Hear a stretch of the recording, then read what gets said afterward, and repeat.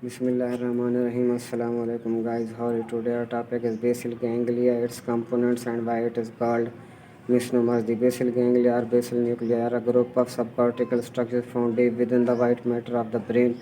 They form a part of the extrapyramidal motor system and work in tandem with the pyramidal and limbic system parts. Basal ganglia consist of five pair of nuclei: striatum, dorsal striatum, caudate nucleus, and putamen. Ventral striatum, nucleus accumbens, and olfactory tuber cells. Globus pallidus, subthalamic nucleus, and substantia nigra.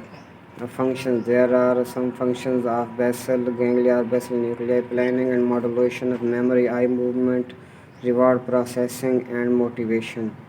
And misnomers: why they are called misnomers. Basal ganglia have been generally used to refer to some subcortical nuclei.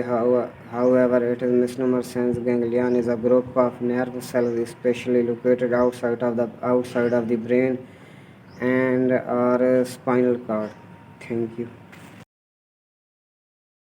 I will tell you about direct pathway and indirect pathway. Cerebral cortex will give input to basal ganglia and get output to basal ganglia. So input and output is kind of related to cerebral cortex. From cerebral cortex through corticostriatal fiber, neurotransmitter will produce known as glutamate will go into striatum part of putamen. From there it would go into globus pallidus internum. Globus pallidus internum will produce high amount of GABA, which inhibits glutamate. From there it would go into ventrolateral nucleus, part of thalamus, and from there it go back into motor area of cerebral cortex through thoracocortical fiber. Same would be happen in indirect pathway, but the difference would be it goes in globus pallidus externum except of internum, and a little different would be more about low amount of releasing of GABA, which will inhibit all process, due to which in indirect pathway cerebral cortex would be inhibited, and in direct pathway as there would be more amount of GABA, it would produce it would heavily impact glutamate. So cerebral cortex would be happy kind of. So globus pallidus internum and externum will produce GABA, and one more thing, substantia nigra will produce dopamine always. So in direct pathway, its functions are for initiation of movement and increase cerebral cortex, while in indirect pathway, it suppression the movement and kind of decreases cerebral cortex. Huntington disease is a progressive brain disorder and caused by a single defective gene on the number chromosome number 4, one of the 23 chromosomes that contains the entire genetic code of the humans.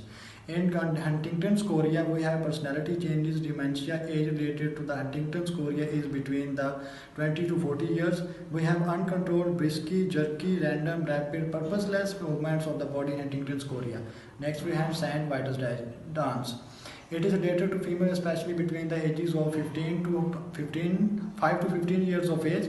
Sandwire disease is a neuropsychiatric manifestation of rheumatic fever. It may come alone or come other with manifestations of rheumatic fevers. Next, we have the Wilson disease. Wilson disease is a rare genetic disorder characterized by excess deposition of copper into the various body tissues, particularly into the liver, brain, and the corneas of eye.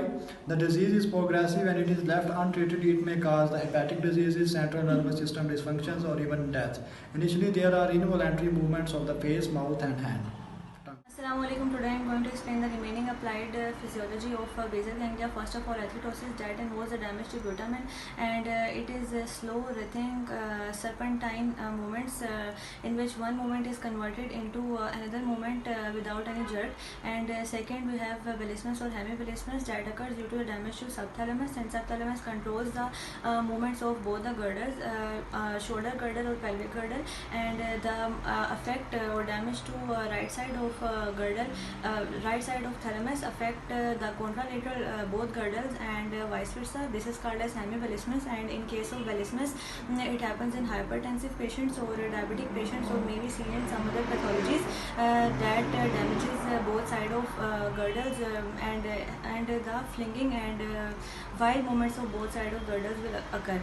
And in case of tardive dyskinesia, it involves the wild orofacial fly catching movements, and in its treatment we give dopamine receptor blockers.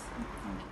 Bismillahirrahmanirrahim. Today topic is syndrome, dystonia syndrome, involuntary muscle contraction, spasm of the neck muscle, slow prolonged movement, and hand and arm muscle cramped, and is symptom distress and treatment botulinum injection. And second syndrome is a torticollis syndrome, spasm of the neck muscles.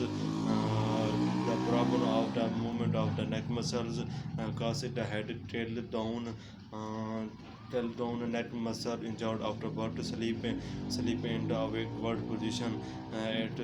Treatment is a surgery and physical therapy.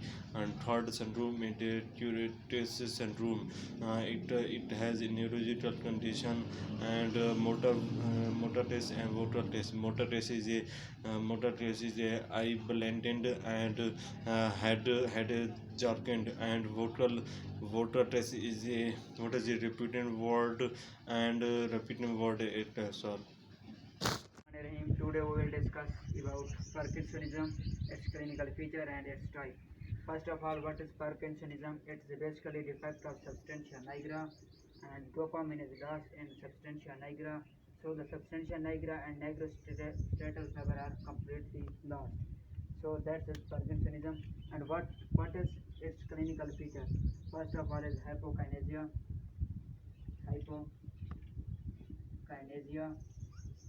Second one is mask face. Third one is rigidity.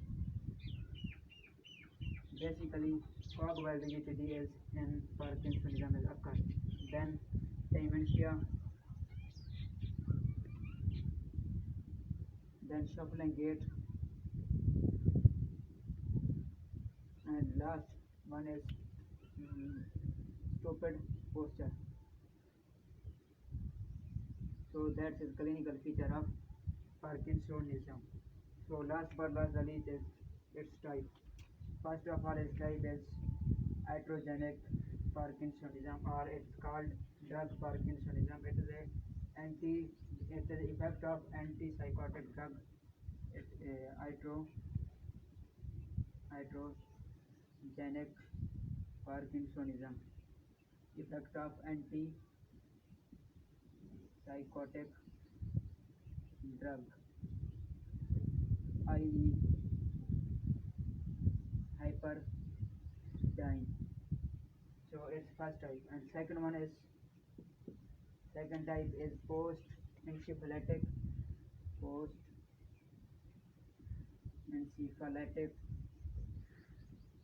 Parkinsonism.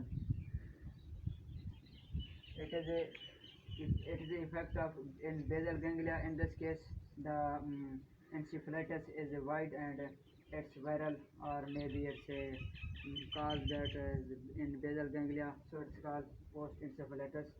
Effect in basal ganglia. So encephalitis is wide.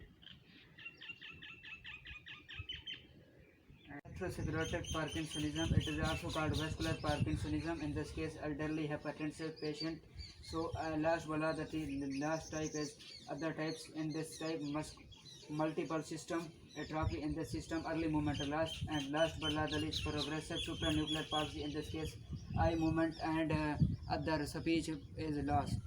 Assalamu alaikum. Today I will ask Muhammad G.S. Kishta about function of basal nuclei after getting input from cortex, thalamus, brainstem, substa nita nigra.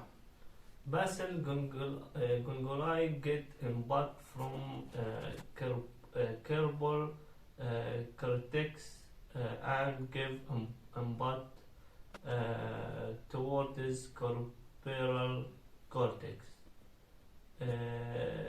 Corpus tertum get input from cortex, thalamus, brainstem, substantial neural, and after getting input from all this structure and function of corpus tertum are assist in voluntary movement, layering of metal sky-like, drawing, writing, singing, a moment and a mountain and also helps is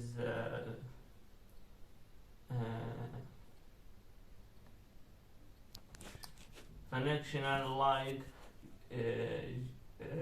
attention, listening, and intention. Assalamu alaikum. Today we have discussed about direct and indirect pathway. Direct and indirect both pathways use the concept of disinhibition to mediate their effect, whereby one population of inhibitory neurons inhibits second population of inhibitory neurons. The net effect of disinhibition in the direct pathways results in increase in level of cortical excitation and the promotion of movements. The net effect of disinhibition in the indirect pathway results in the decreased level of cortical excitation and suspension of unwanted movement. Thank you. Disease, a doctor might recommend a medication called chelating agent in which a copper is bound with an organ. Then an organ prompts it to released into the bloodstream, then filtered by the kidney and released into the urine. This is the proper treatment of Wilson disease. And then we go to the treatment of hyperkinetic disorder. In addition to tetrabenzine, we use monoamine depleting drug and a new formulating botulinum toxins are increasingly used for the treatment of hyperkinetic disorder. Assalamu alaikum. My name is Abdul Samad. I am a student of Osh IMU. Today my topic is how imbalance between the acetylcholine and dopamine may cause hyperkinetic and hypokinetic feature of basal nuclei and basal ganglia. If there is more amount of dopamine, then direct pathway will dominate, and if there is more amount of acetylcholine, and indirect pathway will dominate. In case of equal amount of both direct and indirect pathway will occur.